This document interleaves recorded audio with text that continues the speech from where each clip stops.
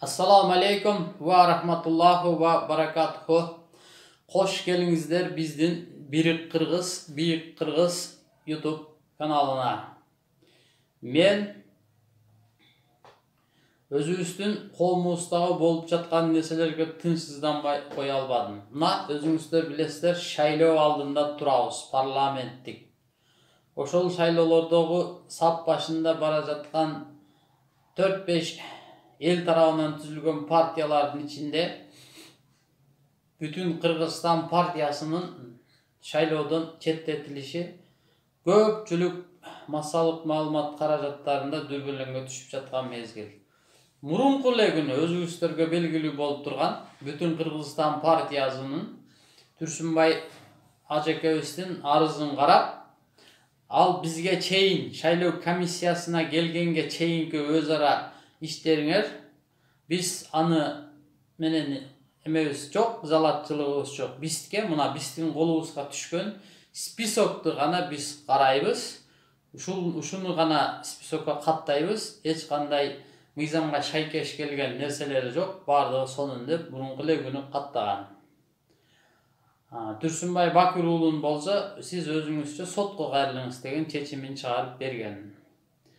Ал эми кече эле күнү koluna Bütün Kırgızistan partiyasının lideri Madumarov'tun koluna kattoodan öttü, şaykeş geldi bardığı jayında degen kolunda dokument turup ele. Bir zamatda ele 15 minutlik tanapis jarıyalanıp, al tanapista 45 minutga çözülüp, oşonun ortasında ele bir zamatda Bütün Kırgızistan partiyasının şayloodan chetletip salışı ayabay Eң Kırgızistan'dagı astıda özünün taraptaşları var. Taraptaşları bolgonda da akça menen emes, çınıgı Kırgızstan köküröңүнөн çıkkan pikir menen bir taraptaş bolgon. Bütün Kırgızistan partiyasının chetten kalışı ayabay çoң gımgıvutçılıkты jarattı. İnternet baraklarında mına özüңүздөр belgili oş jelgezinde çıkışıp atat. Moskvada elçiliktin aldına çıkıp atabız dep. Алардын элчиликтерден, омондордон кордук көрүп алышыбыз мүмкүн тарайлы деп, соттун чечимине жараша гана иш кылайлы деп турганы аябай өкүнүчтүү. Жана дагы Мадумаровдун биз 2010-жылы унчукпадык, тынчтык болсун деп, 2015-жылы унчукпадык, тынчтык болсун деп. Мына бүгүн эми элдин конституциялык өзүнүн укугу El al жүрүп берсе, астыда чыгууга мен даярмын деген тарихтеги айткан сөзү болду. Бул Бүтүн Кыргызстан деген партия ким? Бул Бүтүн Кыргызстан деген партия башка партиялардан айырмаланып, башка партиялар маселени билебиз. Bir gündün içinde gerek bolsa bir түнүн içinde пайда болгон партиялар бар. Ал эмненин күчү менен, чөнтөктөгү акчанын күчү менен 10-15 kişi, al kişi, oligark mı, kriminal mı, mamleketin büdjetin tonogon mu, anısı menen işi yok. Çoğulup turulu bir partiya tüzöbüz, balança, tügünçö, sen tiyagına karayısın, ben biyagına karayısın dep, bir tünün içinde partiya tüzüp koyup, yaşıl, kızıl, tazıl giyimlerdi giygizip, koluna jelekti karmatıp, Kırgızistan'ın bardıq tuş tarafından akça satıp alууlar menen şaylоолорго gelip, anан el алдында результатын бербей калган партияларды да көрдүк. Жада калса жазып берген, окуй албаган партиялар, депутаттар бар экендиги бизди өкүндүрөт. Ошол партиялардан bir түндө акчанын гана күчү менен пайда болуп, акчанын гана кулдарын сатып алган, ошондой добуштарга ээ болуп келген партиядан айырмалып, бул Бүтүн Кыргызстан партиясы чыныгы элдин маңдай теринен болгондо да негизи Россиянын, орустардын эшигин шыпырып жүрүп, мээнет кылып жүрүп түптөгөн эл аралык мен макул эмес деген кыймылдарды түзүп, шунчалык мээнет менен, шунчалык 100 миңден ашык колдоочуларга ээ болгон Бүтүн Кыргызстан партиясынын четтетишли аябай карапайым калкты жана ошонун ичинде колдогондорду аябай нааразы кылат. Мына өзүңүздөр көрдүңүздөр, көпчүлүгүңүздөр видео кайрылуулар келип атат. Москвадан туруп бизди мыйзамсыз биздин укугубузду тебелеп атат, шайлоодон катыштырбай. Эгерде бийлик бизди мыйзамсыз жолдор менен катыштырбоого барса, биз да өзүнө жараша мыйзамсыз жолдорго барабыз дегени аябай мени өкүндүрөт. Ал эми Мадумаровдун ким Мадумаров? Мадумаров деген сууга салса чөкпөгөн, отко салса күйбөгөн улуттук лидерге күндөн күнгө айланып келе жаткандыгы талашсыз.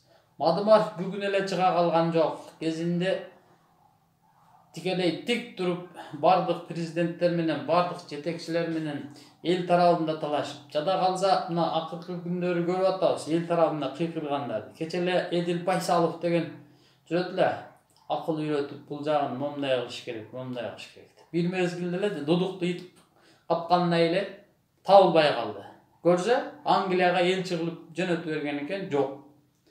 Андан кийин Бекназаров деген агабыз бар. Сүйлөсө, эл тарабында сүйлөсө ушунчалык катуу сүйлөйт. Кече эле сүйлөп атты эле. Көрсө, Малайзияга элчи болуп кетип калды. Жок, баягы эле дудукту ит капкандай таппай калдык. Ошолордон айырмаланып Мадумаровдун бир позицияда тургандыгы. Же муну бир чакырып бир бийликке бир кызмат берсе, кызматка барбайт экен. Анысın барбашын билип туруп, буну кызмат эмес, жөнөкөй бир чайга да чакырылбайт экен. Ушунчалык ал бул деген сөз позициясынын бекемдиги. Өзүнүн айтканынан кайтпагандыгы. Мындан 10 жыл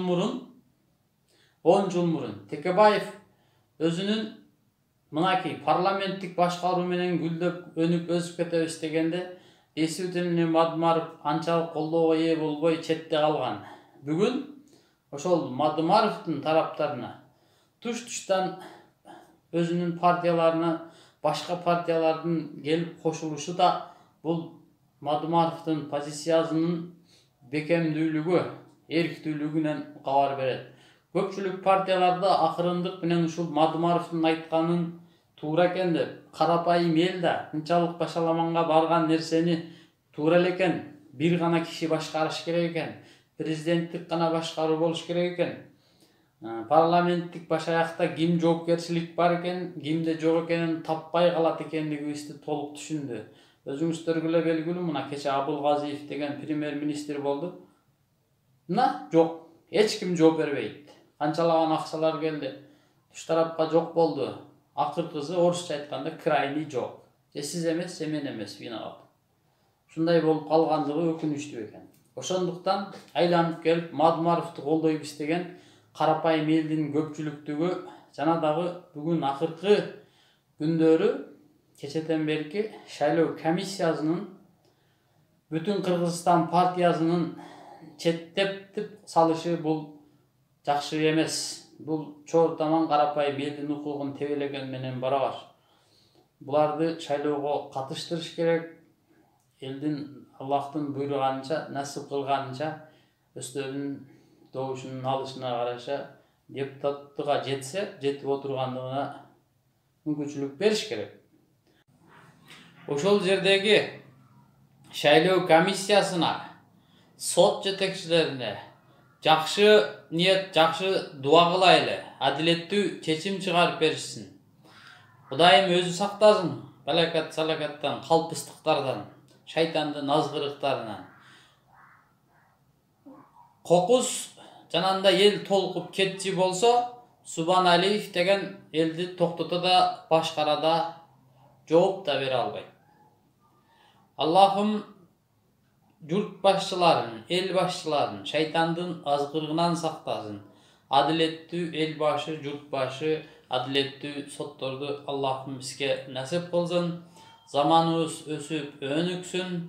Ыйманыбыз менен ар бир кыргыз эртеңки шайлоолорду таза, тунук өткүзүп алып, эл жерибиздин пайдасына чечилген болсун. Бактылуу, бакубат мамлекетти курганга Аллахым насип кылган болсун. Ассаламу алейкум ва рахматуллаху ва баракатуху. Каналга катталыңыздар.